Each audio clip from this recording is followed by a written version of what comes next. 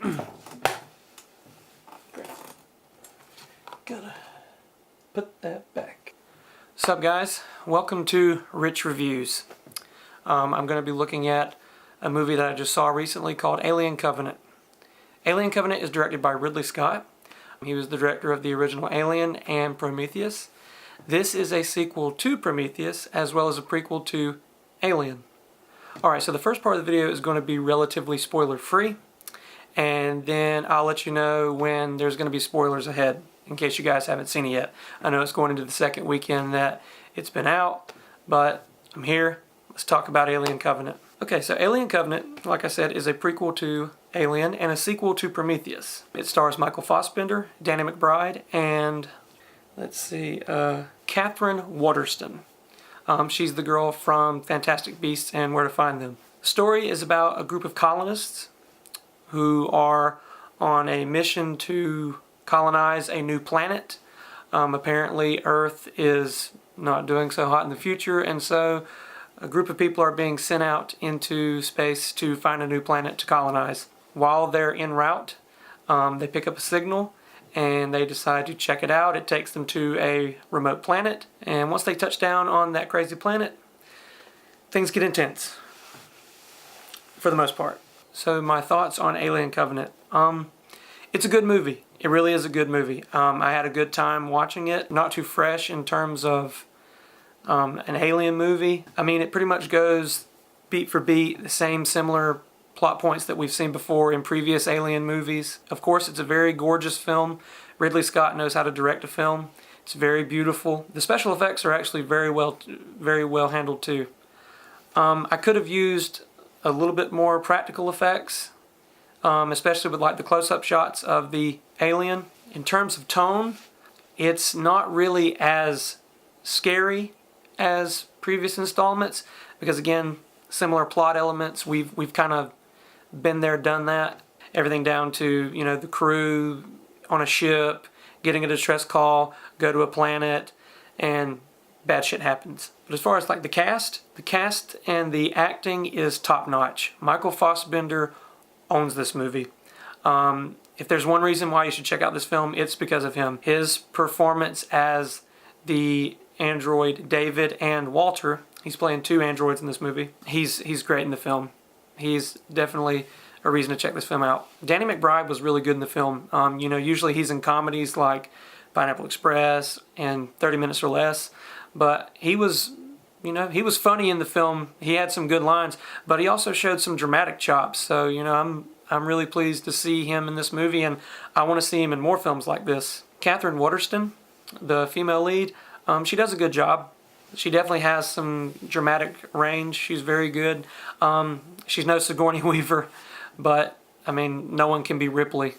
But she plays the strong female protagonist very well, and she definitely, she has some great moments. This isn't really spoilerish, but if you were a big fan of Prometheus like I was, questions will be answered in this film, because as you know, the ending of Prometheus opened up a bunch of questions. Some of those questions are answered in this film, but not everything is answered, and it's kind of, that's what I'll get into really with like the spoilerish side of the review.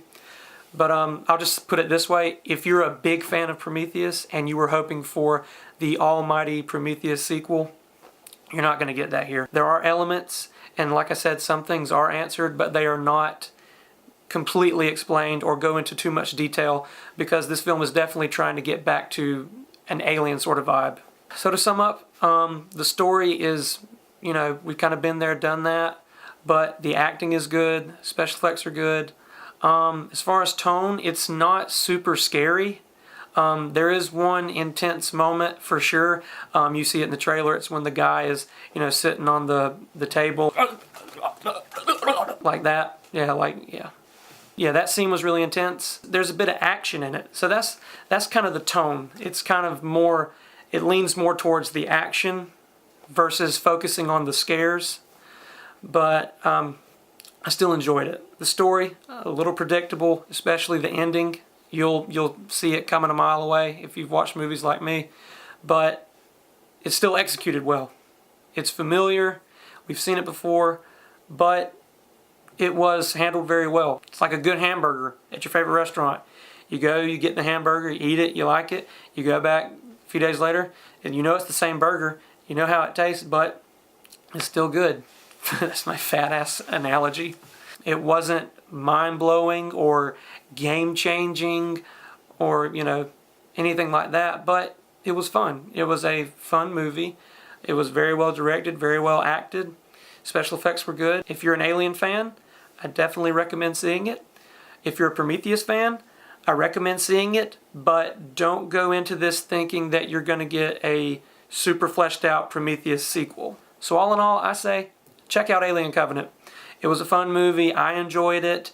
And yeah, go check it out. Now it's time for spoilers. Alright, so now we're in spoiler territory. I'm assuming, but if you've gotten this far into the video, you don't care about spoilers or you've already seen it and you just want to hear what I have to say. In which case, cool. So as I said before, there were questions asked in Prometheus that, as a Prometheus fan, I was hoping would get answered and explored more in this film. If you like characters in that movie and you wanted to see where they were going, and you were really hyped for a full-on Prometheus sequel and you wanted those questions answered, this is the part of Alien Covenant that I'm not going to sugarcoat it. It pisses me off. What they do to Elizabeth Shaw's character in Alien Covenant, I've never really seen this before, but they literally butchered a character. You find out in the film that David and Elizabeth reached the planet where the engineers were from. At the end of Prometheus, that's where they were headed. They were wanting to go find the engineers and talk to them and explain and want to ask them why'd you want to destroy Earth. They get to the planet and David drops the canisters of black ooze from Prometheus onto the population and wipes out the engineers. So there goes that storyline. I wanted to see where that was going. I wanted to see why the engineers wanted to destroy us. Why did they decide that they were going to take us out? And David takes them out before we even get to find that out. We also find out that David kills Elizabeth Shaw. He murdered her. And when our crew from Alien Covenant finds David on this planet, David's been there for about 10 years. And he has spent his time fucking around with the black ooze. Turns out David creates the xenomorph. The crew gets attacked by things called neomorphs on the planet when they first arrive. One of the characters steps on some black oozy plant. You see it in the trailer, and it goes into his ear, and then that leads to the med bay scene where he's convulsing on the table and the neomorph comes out of his back. It's not quite a xenomorph, it's a neomorph. But David experiments and ultimately creates the xenomorph. I just don't like what they did with Elizabeth Shaw, because in Alien Covenant, David goes on and on about how, I loved her. She put me back together. I certainly didn't receive any kindness like that from Mr. Wayland. And he's even created a slab for her, like a grave marker, and it's got her name in it. So he goes through all that trouble, and then you find out that she's in the back room of his laboratory, cut open, and he's been dissecting her and using her for experiments, and I just didn't like that. I mean, I get it that David's twisted, but why would you take a character like that fans of Prometheus liked, and she was a pretty strong female protagonist. She's definitely stronger than the female protagonist in Alien Covenant. People gave Prometheus such a backlash and were wanting to get back to an Alien franchise.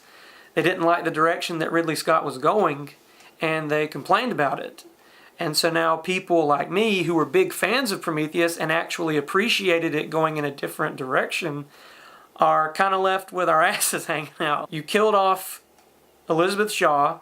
We find out that she's been dissected and experimented on by David. He wiped out all the engineers. So it's like all those questions you were asking in Prometheus, we're never going to get the answers to now because everyone's complaining about not seeing the alien. Which, if Ridley Scott would have been left alone, I'm pretty sure he would have gotten to it eventually. So pretty much, I just don't like what they did with Elizabeth Shaw and the way they wrapped up all the stuff from Prometheus. Because they wrapped it up, but they did it in a rushed way, and it was clearly in just a way so that they could get back to Alien and all the familiar stuff. Screw trying to explore new ideas with the franchise. And that's the reason why I want to make a video about this, because, I mean, it really pissed me off. I mean, I went and saw Prometheus in theaters. I've got the Blu-ray behind me. I loved that movie. I enjoyed it. Yeah, it's got problems, and no, it's not perfect. But, I mean, it was a fun experience in the theaters. And I'll be quite frank with you, I was more entertained by Prometheus than I was Alien Covenant. Like I said, I enjoy Alien Covenant. I saw it twice preparing for this review. And not just for the review, but because I like the film. But it's extremely predictable. We've seen the Alien stuff before, and we've actually seen it done better. In Alien, it takes a while for the chest burster to actually come out of John Hurt's character. And then it's kind of slow and tension builds. And then, you know, a few scenes later, we get the big alien. So we understand that it grows fast.